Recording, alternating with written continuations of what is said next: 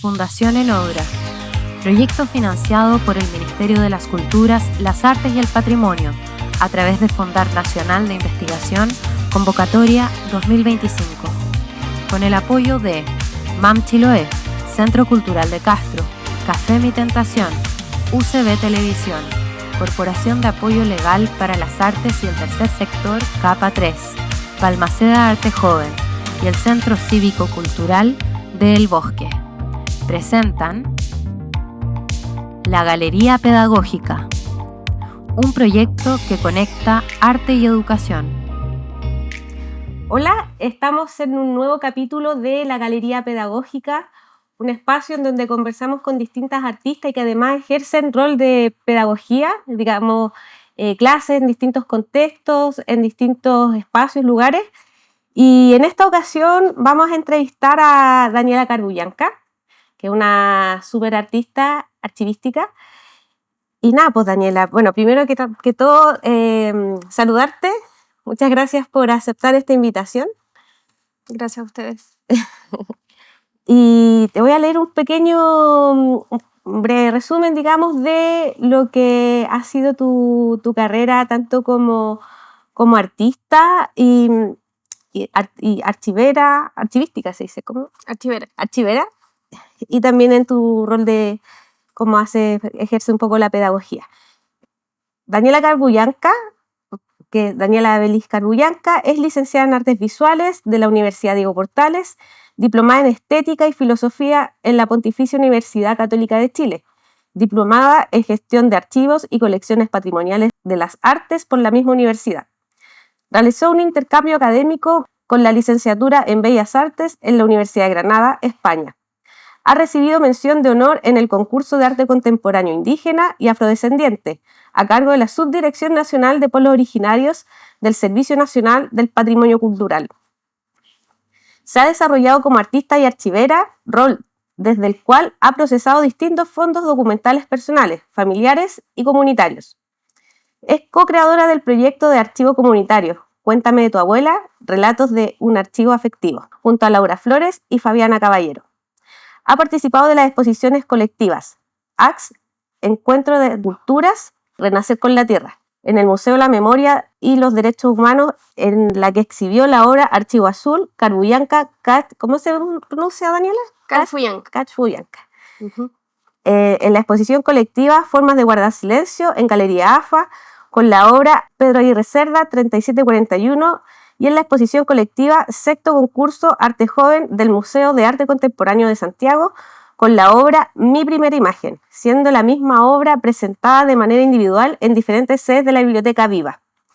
En lo pedagógico, ha facilitado talleres de arte contemporáneo en Fundación Choyún, participó como artista invitada en la residencia artístico-pedagógica Artes en Acción en el Centro Cultural España. Ha dictado talleres de valorización y conservación de archivos personales en diferentes espacios y ha colaborado en formación universitaria de la Escuela de Arte de la Universidad Diego Portales. Oye, Daniela, tremendo currículum que es la versión extendida. ¿Es la versión extendida? Perfecto. Bueno, de nuevo agradecerte por este espacio, por querer participar y un poquito para entrar en lo que es esta conversación.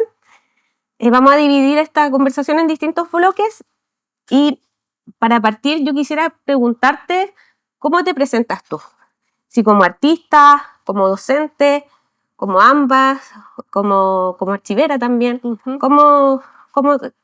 ¿De qué manera tú te presentas mejor? Por lo general y el último tiempo me acomodo mucho más como artista y archivera de forma conjunta. Ya no me considero solo artista o no me considero solo archivera. Son roles que hago por separado y juntos también. Entonces, artista visual y archivera. Perfecto. Y esto si bien yo entiendo que tú trabajas con este tema del archivo a propósito de temas personales, de tu archivo personal y el de otras personas también, como por ejemplo en este proyecto de Cuéntame sobre tu abuela, pero quisiera saber también más a propósito de tu trabajo y lo que tú has hecho en la Fundación Choyun, ¿cómo podrías enlazar este trabajo? ¿Ya? ¿O cómo se ha desarrollado tu camino hacia la docencia o hacia el proceso de enseñar, digamos? Creo que lo que mencionaste son como 3 aristas. Sí. Uno es mi rol de como artista visual, como archivera y como facilitadora de talleres. O como tallerista, que es el rango, yo creo, de los cursos que he dado en general son talleres.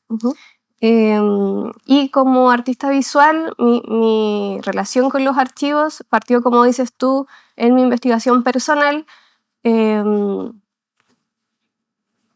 escarbando y entendiendo mi propio fondo personal, los propios archivos familiares que conserva mi familia, entendiendo mis orígenes, entendiendo mi apellido, mi ascendencia indígena. Eso lo hice toda la universidad.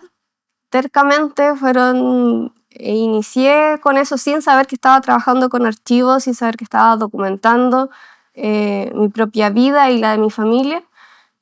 Y después entendí que lo que estaba haciendo era un trabajo de archivo en un nivel más artístico. Y después dije, me gustan en serio los archivos, quiero estudiar archivística de manera profesional, y ya no solo desde un punto de vista artístico.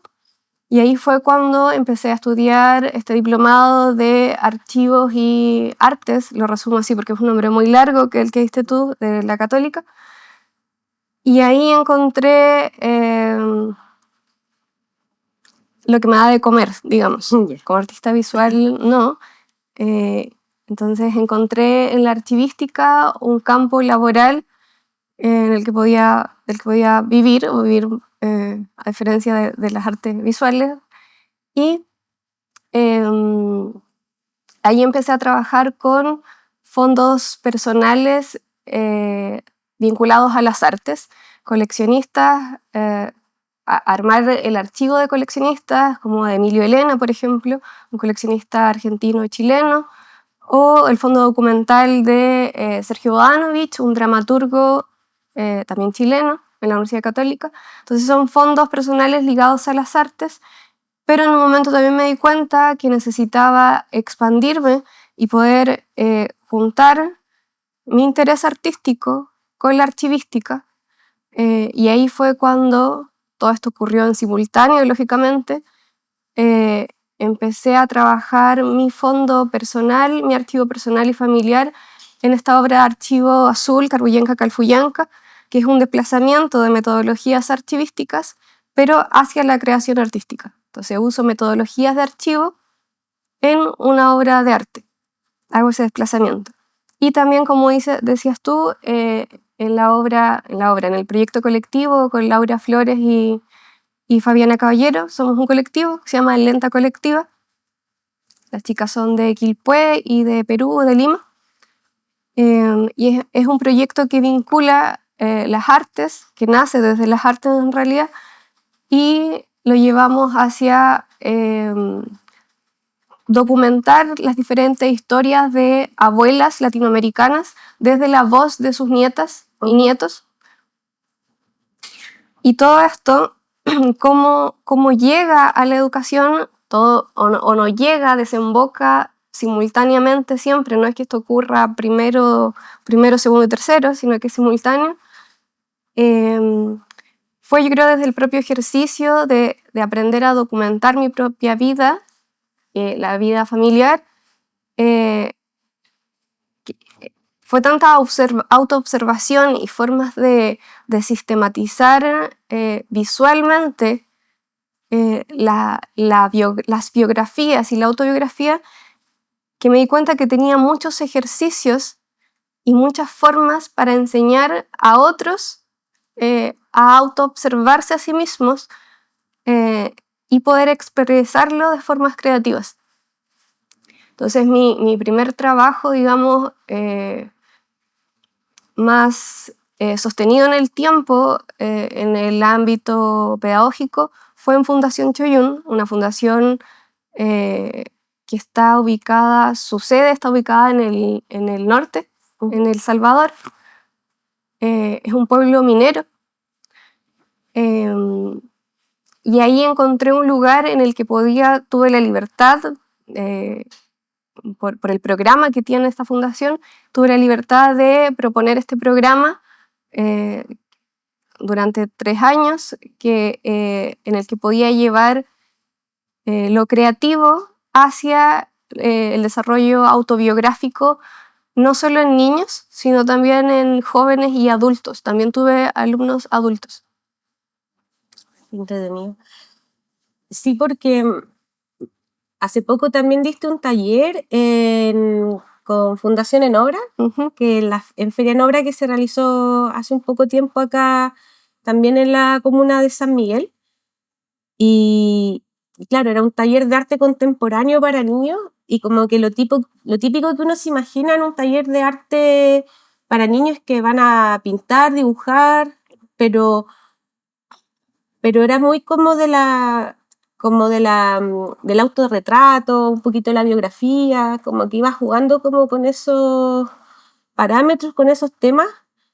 Y a mí me llamó mucho la atención cómo pudiste capturar la atención de los niños, como tocándoles esos temas que son como, digo, yo creo que como muy sensibles, o sea, como autoexplorarse, cómo ellos mismos se ven a sí mismos, digamos. Entonces, creo que ha sido un ejercicio muy, muy bonito, que a partir de todo este trabajo que tú llevas, tanto que partiste en el pregrado y luego ya con tus distintas especializaciones, que lo puedas transmitir a infancia en este caso, pero tú también me dices que es transversal el tema de las edades. Entonces, eso creo que es un gran valor que hay que rescatar. Y nada, pues felicitaciones por eso, porque es muy... Sí, muy ese lindo taller, ese taller fue, hace rato no daba ese taller, obviamente siempre lo voy actualizando porque voy haciendo ajustes, también ajustes dependiendo de las edades. Pero sí, ese taller en Fundación en Obra fue particularmente bonito, creo que fue un rápido enganche por parte de los chicos, chicas, y en general lo que intento hacer, sobre todo, en realidad más ya si son niños o son adultos, pero que no vienen desde el estudio profesional de las artes, es lo primero, y quizás todo el tiempo, el recordarles que no pasa nada si el resultado es distinto al que esperaban. Sacarles y descargarles ese miedo o temor a de cómo quede. En los niños pasa mucho el de si me queda mal o si me queda feo, porque hay una referencia a la que supuestamente se debe llegar. Y no solo en niños, también están adultos en realidad. Y creo que lo primero que considero siempre es tratar de hacer ejercicios que los suelten y los liberen un poco de ese temor. Y de que entiendan que el ejercicio artístico no está en esa valorización de si es feo, si es lindo, si me quedó limpio o no me quedó así. Y creo que me he dado cuenta con los años que he trabajado en distintos talleres, no solamente de arte, sino también estos talleres que hago de valorización y conservación de archivos personales, y que una de las cosas más importantes está en que las personas se sientan libres de ese juicio que ellas mismas tienen de sí mismas, que ellas mismas ponen de sí mismas. Sí, es verdad eso, como que no tiene la idea que para dibujar o para ser buen artista, entre comillas, es el que hace mejor mímesis, es decir, el que copia mejor la realidad. Y no es así, pues. Hay como muchos, eso es una parte y hay artistas que trabajan bajo esa línea, pero en realidad el arte tú lo puedes explorar como de muchos lados, desde lo interior, es decir, cómo se sienten las personas, cómo se ven ellas mismas y no necesariamente copiando tal cual la realidad, o sea, de lo que ven, lo que ve el ojo, sino que también cómo se expresa lo que sienten, lo que piensan a través de la mano y lo que va reflejando en el papel o en las distintas superficies. Claro, y por eso mismo yo creo que es importante ese taller de, cuando yo digo, o cuando tú dices que es arte contemporáneo para infancias, es por eso mismo, es utilizar metodologías, medios, técnicas, herramientas que ojalá nos acerquen a esas técnicas tradicionales que son las que más conocen, que son las que uno viene desde el colegio, desde la casa. Entonces, de tratar de quebrar un poco esas dinámicas. Por eso uno de los primeros ejercicios que yo hago en los talleres con niños es el autorretrato mirándose a un espejo sin mirar el papel, porque es un juego en el fondo donde tu rostro queda deformado, pero hay una expresión, hay mucha risa de por medio, y eso hace que se liberen de este juicio y de este miedo.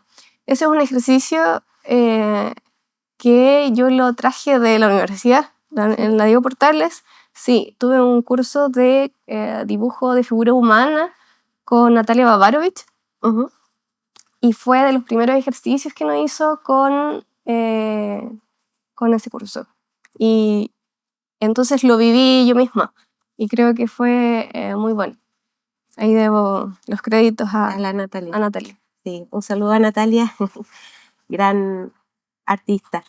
Oye, Dani, con respecto a si tú tienes algún referente o alguien o algún movimiento, no sé, que te haya marcado, inspirado para hacer esto, puede ser referente artístico de lo que tú... Sí, lógicamente que tengo, pero no sé si la mayoría están en las artes visuales. O en la medida que ha avanzado el tiempo, creo que son menos artistas visuales. Lógicamente que en mi etapa de formación en la universidad tenía mis referencias, pero una de las que conocí al final, con mi proyecto de título que se llamó Para no olvidarnos sobre cómo perdimos nuestra casa. Yo ahí ya estaba trabajando con un cruce entre archivo y memoria familiar, de forma artística, no archivística. Es decir, utilizaba y documentaba en documentos de archivo. Y fue un artista que me compartió Bernardita Croxato, docente de la Escuela de Arte. Es un artista que se llama Taryn Simon. ¿Ya? Y muy en resumen, es un artista que trabaja, yo digo, a partir de la realidad, documentando artísticamente a través de fotografías, textos, documentando historias, hace otras cosas más, pero esto es en resumen, y las sistematiza, las ordena. Entonces la forma de presentar esto es de una forma muy repetitiva. Creo que ella como artista visual, pero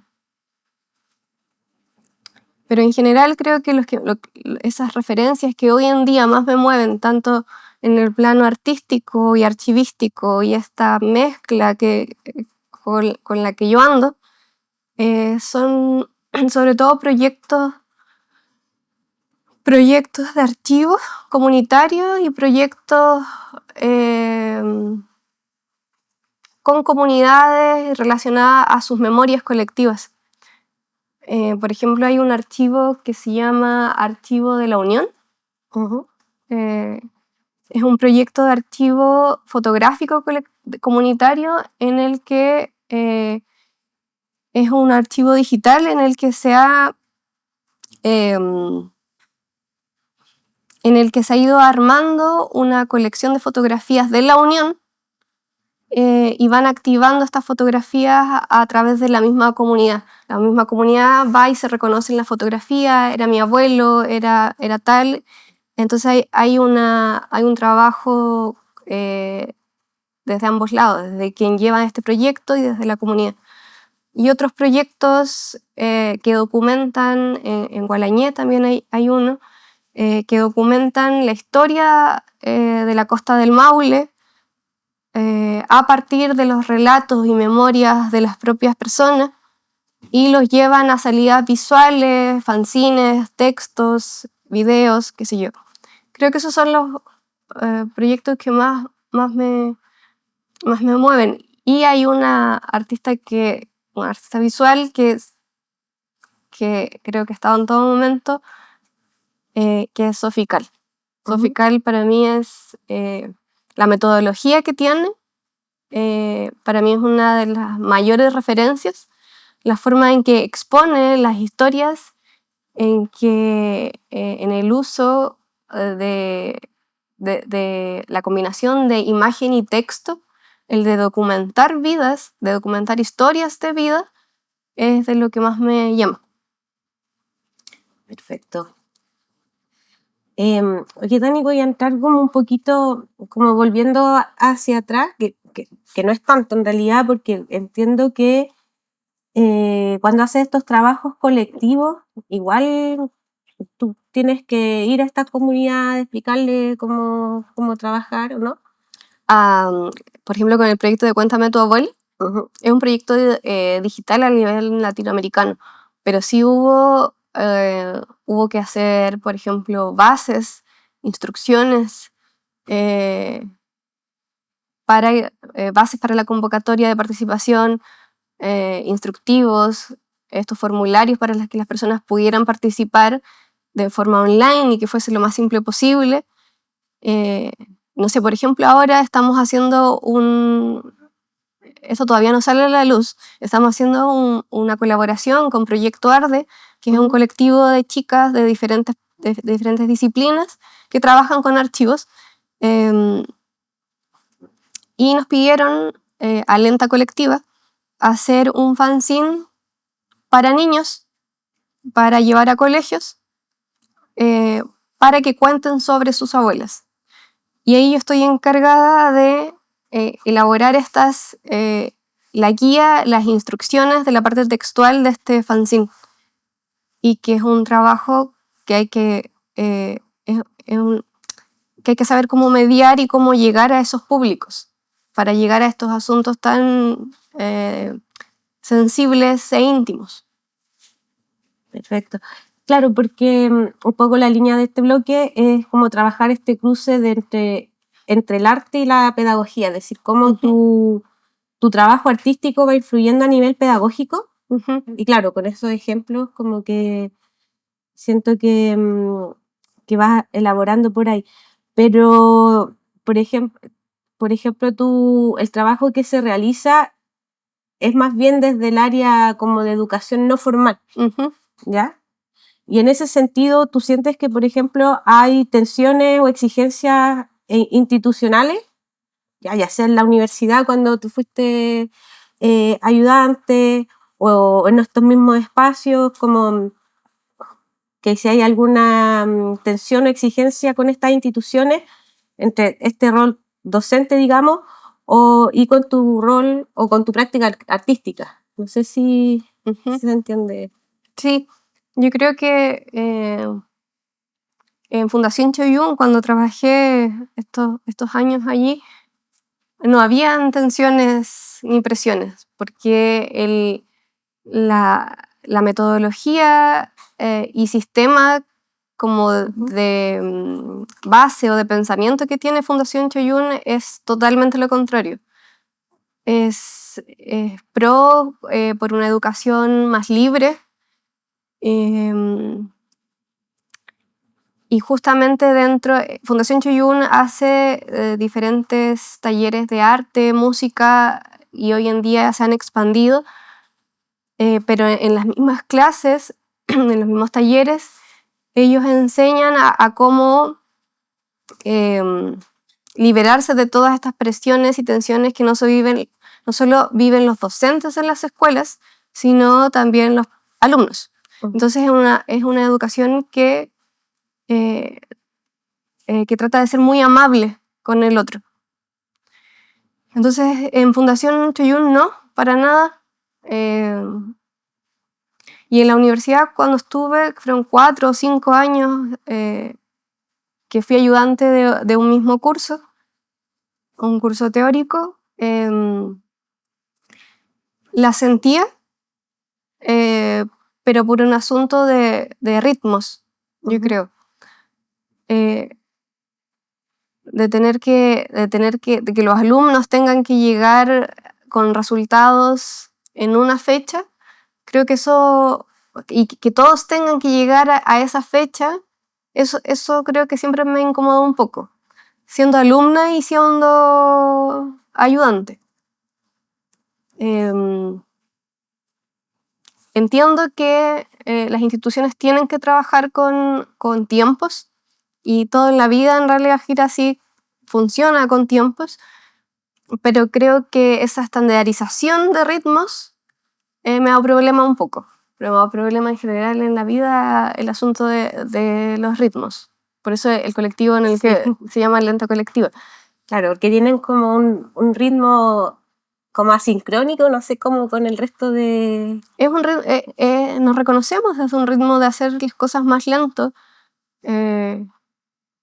Las clases en Fundación Choyún eran un ritmo, eran clases personalizadas, 1 a 1, y después se fue abriendo a 2, y cada cierto tiempo eran grupales con todas esas personas que yo veía con las que hacía clase, pero era el ritmo de cada uno. Entonces, si bien tenía un mismo programa, con cada uno avanzaba el ritmo de cada uno, y ya está. Y en mi práctica artística también pasa. Hago obra muy lento. Archivo Azul, Carbullanca, Calfuyanca, lo empecé hace muchos años, y recién en el 2017 empecé a hacer. Antes de eso pensaba, que es un hacer, pero pensaba. Y compartía la investigación con familiares como un proyecto a nivel familiar. Y en el hacer me demoré muchos años, y recién tomó forma y lo mostré el 2020, y ese proyecto ha salido nuevamente, ya no es solamente visual, sino que también lo he trabajado en audio, lo he trabajado en escritura, en publicación de unos textos. Entonces sí, tengo un ritmo lento y que las cosas tienen que cuajar a su tiempo. Sí, es como que igual rompe esquemas, porque todo es muy acelerado, es muy rápido, tienes que hacerlo en tal fecha, sino, no sé, desde baja de puntaje, o simplemente quedaste fuera de un proceso, no sé, cuando uno no cumple esos tiempos que son impuestos, que claramente es por un tema de orden, ¿ya? Pero efectivamente no todos tenemos los mismos tiempos, algunos son más rápidos, otros son más lentos. Entonces yo encuentro bien interesante el tema del colectivo, principalmente porque me siento muy identificada, debo decirlo.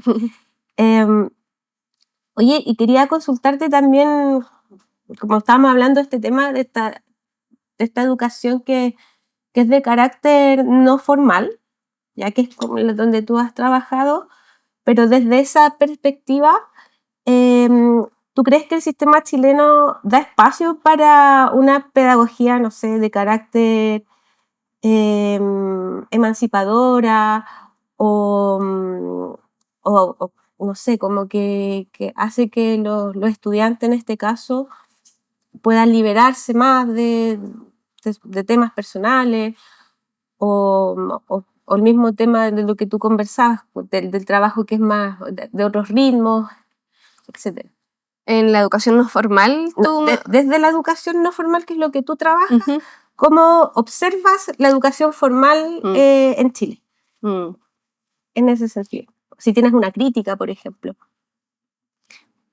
No tengo experiencia en docencia dentro de sala, solamente he tenido intervenciones. El año 2023 estuve en esta residencia Artes en Acción, que fue un piloto del Centro Cultural España, un piloto que hoy en día ya está asentado, o sea, un programa que ya está asentado. Ese fue un piloto y que fue una residencia con profesoras de un colegio de Maipú. Era una asistente de aula y era una psicopedagoga. Y tuve la oportunidad de participar entonces en colegio con el taller, que era una versión modificada de lo que suelo hacer, el taller que hice en Fundación en Obra, que es un taller autobiográfico, pero con trabajo en conjunto con las profesoras, lógicamente. Y creo que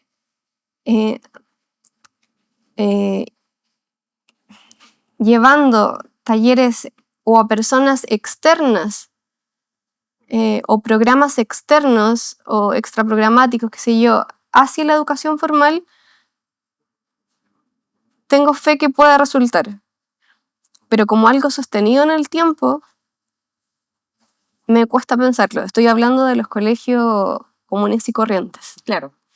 No estoy hablando de colegios pagados en los que está el dinero para invertir en más profesores, en más espacios, en más herramientas, para permitirle descubrir a los estudiantes otras formas de hacer, porque hay colegios en los que sí se puede, porque están los recursos, pero en el colegio, en el común y corriente, no lo hay. Pero creo que a mí esta residencia, y la menciono en especial porque creo que cuando los niños, que esto era con niños muy pequeños, como 6, 7 años, ven a personas externas a las que suelen ver en el día a día, es como si se motivaran más, es como si aprendieran más o tuviesen referencias del mundo externo. Este programa del Centro Cultural España se basaba o se inspiraba en otro programa, en un programa de España que no recuerdo su nombre, en una metodología que hace que a los chicos los llevan o traen a las escuelas profesionales de distintos oficios.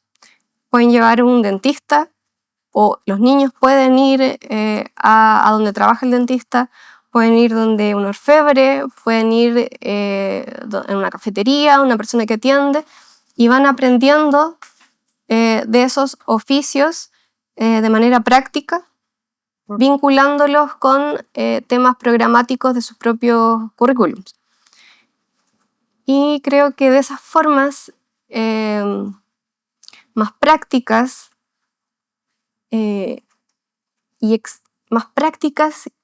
y llevándolo a la vida más real, creo que puedo imaginarme formas distintas o futuros distintos. Futuros distintos, qué lindo. Sí, claro, y en esa misma línea quería preguntarte también, como a propósito de lo que estamos conversando, si tienes un sueño y sobre qué transformaciones debiesen existir en el campo de la educación artística en Chile. Yo creo que tiene que ver, no sé si solo con el campo de la educación artística. Me pasa que tengo uno que es prioritario y que es más básico, y que aplica no solo a la educación artística, sino a todo, que creo que tiene que ver con este asunto de los ritmos. Creo que el autoconocimiento del ritmo es una de las cosas más importantes en la vida. Y creo que enseñarle desde pequeño a los niños a reconocer sus ritmos es una herramienta para toda la vida. Creo que nadie nos enseña a reconocer nuestros propios ritmos, sino que desde pequeños nos están dados los tiempos. Entonces, en general, las personas no se identifican como sí, yo tengo este tiempo, este ritmo para tal cosa o este otro, a diferencia tuya que tienes este otro y que está muy bien. Creo que esa es una de las primeras cosas. Y para la educación artística en específico, yo creo que tiene que ver con... Vengo de una línea de... no lo hemos hablado, pero creo que se evidencia en el contenido de lo que hemos hablado, no lo he dicho explícitamente. Mucha de mi formación viene desde el arte terapia. Tomé muchos cursos de arte terapia y del uso de la fotografía, por ejemplo, como medio de expresión y terapéutico, acá en Chile y en Argentina. Y creo que de las herramientas más poderosas que tiene el arte, o sea, es una herramienta muy poderosa que te permite entender tu propia vida, te permite entender de dónde vienes, te permite entender las personas que tienes a tu alrededor, te permite pensar en otros lenguajes. A mí algo que el arte me ha dado y que creo que he podido entregar a los estudiantes que he tenido ha sido cómo expresar o cómo pensar posibles lenguajes de cómo me vinculo con el espacio natural, cómo le hablo a un árbol, cómo le hablo al agua, cómo le hablo al cielo, si no hay un lenguaje común. Y creo que a través del arte es posible imaginar y pensar en cualquier edad esas formas de vinculación. Entonces creo que es eso, es pensar las artes en la formación, en la educación formal, que se entienda como un trabajo que te permite el desarrollo propio y sobre todo el desarrollo espiritual. Creo que se resume finalmente en eso, en el desarrollo espiritual. Qué lindo, perfecto. Y Dani, ya como para cerrar, quisiera saber si tienes algo que yo no te pregunté, que quisieras compartir con nosotros, o algún próximo evento, puede ser, que es lo que quieras contarnos, muy brevemente. ¿Algo en lo que esté o qué cosa? Claro, Como- algo en lo que esté, o algún pensamiento, alguna reflexión, algo que no te haya preguntado, o simplemente nada, no sé, como No, un pensamiento, ¿no? creo que no. Quizás respecto a los talleres qué es lo que más hago actualmente, que son los talleres de valorización y conservación de documentos personales, que es algo que me gusta mucho y que también está pensado en diferentes edades. Lo he hecho solo con adultos. Es entregarles herramientas a cómo puedes reconocer tu archivo personal, tu archivo familiar, el que tienes tú en tu casa, identificar qué tienes, cómo puedes conservarlo de la mejor forma, en cómo se guarda, cómo se limpia, cosas muy técnicas, hasta su sentido también más profundo, de que guardas tu memoria, la de tu familia, la de tus cercanos. Pero últimamente he estado, a propósito de mi vinculación con la educación con niños, tengo muchas ganas de llevar ese taller de archivos a niños. Lo llevo pensando harto tiempo, y es un desafío porque es un trabajo más técnico y es curioso, o sea, ¿por qué enseñarle a un niño a archivar o a armar su propio archivo desde tan pequeño? Es como cuando una persona escribe sus memorias muy tempranamente. Entonces lo pienso y vuelvo atrás y me pregunto ¿para qué? pero es algo en lo que estoy pensando y en lo que estoy trabajando. Es como un poco esta idea de los niños y las niñas hacen el diario de vida.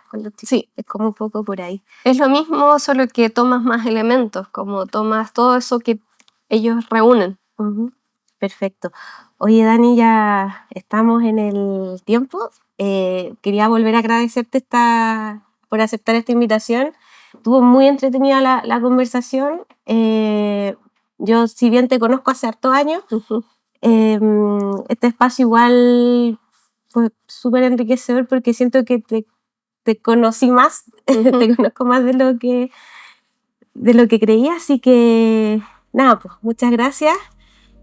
Y gracias a ustedes, a ti, a Magdalena también. Sí, que no pude estar hoy día, pero eso. Entonces, hasta aquí, digamos, muchas gracias. Gracias.